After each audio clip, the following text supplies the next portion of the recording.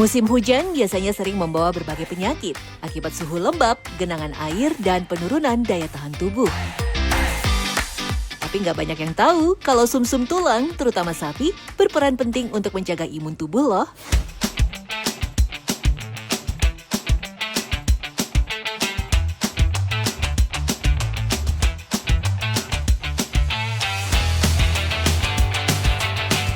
Secret Lovers, untuk menghangatkan tubuh di musim hujan, kayaknya enak nih makan bakso.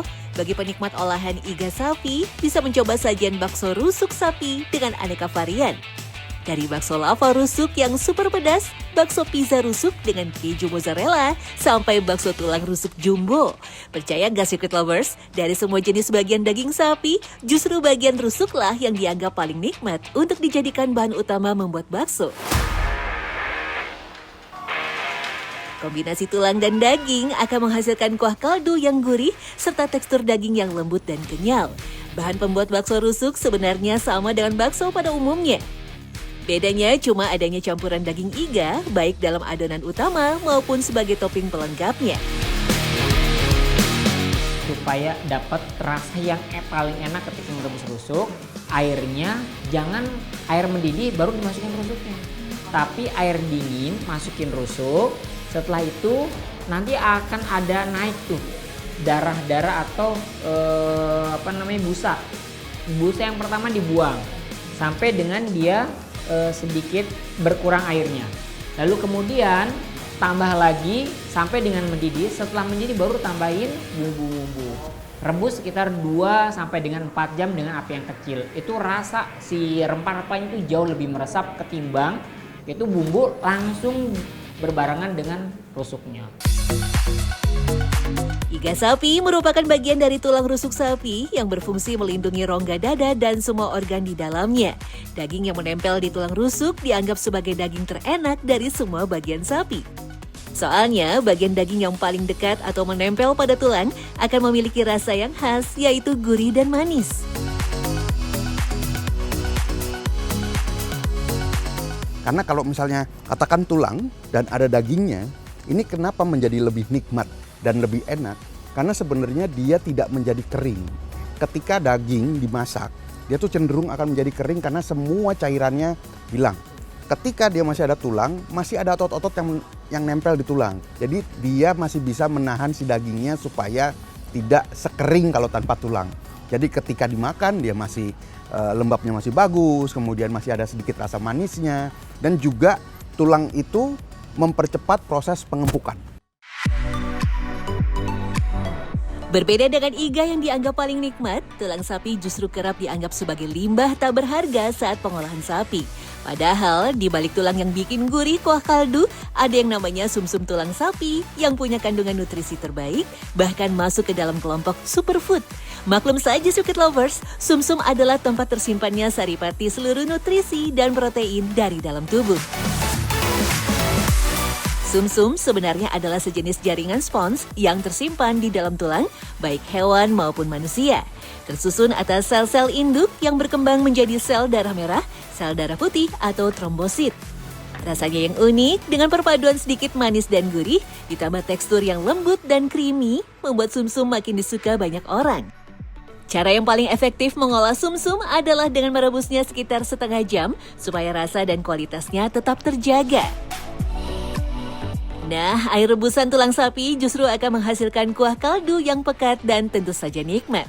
Tak heran, sumsum sapi sangat cocok dimasak sup dengan tambahan aneka sayuran segar. Kalau konsumsi sumsum sapi ini, pas penyajian harus langsung, jadi anget-anget panas gitu ya. Kalau dingin takutnya dalamnya kan dingin, jadi ada lemak lagi gitu takutnya ya. Jadi dia harus bener-bener kondisi panas dan kuah yang panas, jadi untuk dapetin citra rasa yang segar lah gitu. Selain iga dan tulang sumsum, bagian kepala dan kaki sapi juga banyak dicari. Tapi sebelum terhidang di meja makan, butuh sebuah keterampilan dari sosok pemotong kepala dan kaki sapi. Karena membuka kepala, kulit, dan kaki tak banyak orang yang bisa. Rata-rata tukang daging di pasar tradisional sering merangkap menjadi tukang potong, termasuk Rusdi. Juru potong di salah satu kios pasar pagi Bogor ini sudah 20 tahun mengolah semua bagian sapi dari ujung kaki sampai kepala. Berbeda dengan butcher atau ahli potong daging bersertifikat, tukang potong ataupun cacah biasanya belajar secara otodidak. Juru cacah pasar tradisional justru hafal di luar kepala urutan pengerjaan sampai bagian mana yang harus dipisahkan agar memperoleh hasil maksimal. Berarti kalau secara umum dibelah jadi berapa bagian dulu Pak? Bagian tulang besarnya itu? Kalau pertama kan kita buka kulit dulu, Aha. terus buka daging. Nah, buka daging udah utuh, tinggal tulang. Kita ngambil dulu ini, Aha. ya biar gampang sama ini. Terus yang susah tuh kadang-kadang kita bongkar otak. Otak Ah, posisinya di mana? Otak di sini. Susahnya gimana? Kenapa Pak? Kalau misalkan dia kena ininya, kena bagian otaknya, otak hancur. Langsung hancur? Iya, kadang-kadang pembeli nggak mau, Oh, gitu. biar dapat otak utuh itu caranya gimana Pak nanti? Ini dibongkar pakai kampak, Harus pakai kampak? Iya, pakai kampak, dilepas, baru dipakai pisau sedikit, Dicongkel? dicongkel. Setidaknya ada 4 langkah untuk memecah dan mencincang kepala sapi. Bagian awal adalah nyeset atau mengelupas kulit luarnya. Selain membutuhkan pisau tipis yang tajam, nyeset juga harus diawali dengan memotong bagian tepat sesuai jalur. Urutannya kalau kulit itu harus dari bagian mana dulu? Dari atas dulu, Dari bagian mana? dari leher atas tuh. Oh, leher atas, leher turun. atas turun ke bawah, ke pas samping. Oke. Gitu. Mm-mm. Ini kan kulitnya nih dilepas, ya, dipisah dulu kulitnya, Hah? gitu. Jadi keadaan si daging kepalanya bagus. Bagus. Kalau ini kan jadi nggak alot. Setelah kulit kepala terlepas, bagian telinga, mulut sampai hidung, serta lidah sapi mulai dipotong. Artinya, semua tekstur empuk yang berada di kepala sapi harus diamankan sebelum tulang dihancurkan. Baru setelah dibelah, bagian otak ataupun mata sapi bisa dikeluarkan. Terakhir, tulang kepala yang biasa dipakai untuk kaldu dibagi menjadi 4 bagian.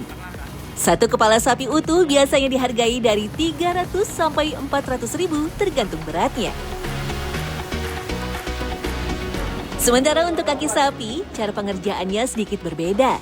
Sebelum dipotong, kaki sapi harus dicelupkan ke dalam air mendidih agar semua bulu terkelupas dan kuku sapi juga lebih mudah untuk dilepas.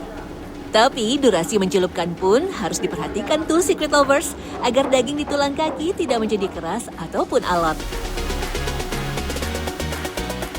Kira-kira berapa menit tadi nih Pak? Kalau untuk penyelupan ini 5 menitan, ya. Dulu 5 menit. 5 menitan Oke. gitu. Terus Yang lama yang mana Pak? kalau yang susah tuh ngebuang sepatu. Oh, ngebuang sepatu yang bagian ini nih? Iya, bagian ini sama yang di sini nih. Ini kan yang gerak ya.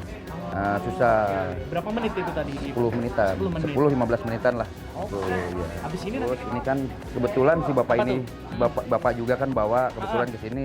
Terus kalau misalkan kaki itu harus baru langsung jadi ngedadak, jangan ditaruh di freezer. kenapa tuh Pak? Itu susah Pak, nempel pori-porinya. Oh, Gitu. Jadi, Dalam sekejap, kaki sapi yang tadinya terlihat kotor dan kurang menarik langsung terlihat bersih. Wah, siapa sangka nih tadi bentukannya langsung berubah total ya Pak ya? Iya. Tadi kan bulu-bulu ini bersih banget ini. Baunya udah enak banget. Saya pernah lihat kan orang kayak gini tuh punya kaki sapi dibakar Pak. Iya. Itu lebih efektif mana sebenarnya sama direbus? sebenarnya lebih efektif direbus dibanding dibakar ya. Kalau berabenya tuh kan kita harus pakai tungku, terus pakai api ya, dibakar. Itu nggak ya lebih dikerok susah itu ya? lebih susah, nggak Oh, kayak lebih model bersih gini. begini ya? Ya. Proses pencelupan ke dalam air mendidih juga membuat tekstur otot kaki terbuka lebar dan melemas. Setelah kaki dibelah tepat di tengahnya, kulit kikil bisa langsung ditarik dan terlepas dari tulangnya. Kemudian pelanggan tinggal meminta untuk dipotong sesuai ukuran yang diinginkan. Nih, siapa sangka loh, dari 2 kaki doang ya Mantap. nih, 2 kaki segini banyaknya loh. Ini ibu-ibu kalau misalnya dapet atau dikasih kaki sapi jangan ditolak. Ternyata begitu dibersihin dan dicincang, dagingnya banyak banget ini, ngelebihin daging yang khas loh. Nih, bisa kikil-kikilnya banyak banget nih. Ini 5 kilo ada kali ya Pak ya? Nih, banyak banget ternyata. Para pembeli biasanya lebih memilih untuk langsung memakai jasa potong karena dirasa lebih praktis. Harganya pun relatif tak mahal, antara 115 sampai 150 ribu per satu kaki. Sedangkan tulangnya juga bisa dimanfaatkan sebagai kaldu ataupun olahan sumsum sapi.